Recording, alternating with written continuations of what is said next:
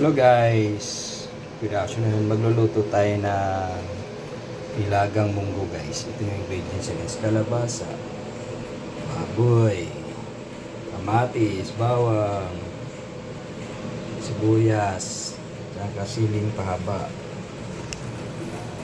Ito yung nilagang munggo natin guys. Finisher ko po para ano siya, malapot yung sabaw niya.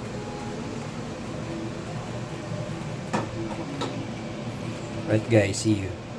So guys, fresh and tasty. Fresh and tasty yung niluto nating munggo guys. Nilagang munggo sa tanghalian. Yan guys Yan, nilagang munggo yan guys. Yan, nilagyan ko ng kalabasa, onion spring. Tapos may cabbage pa to guys, Chinese cabbage. May sitaw pa yan guys, yan. Ito yung masarap sa tanghalian guys. Alright guys, see you sa kainan.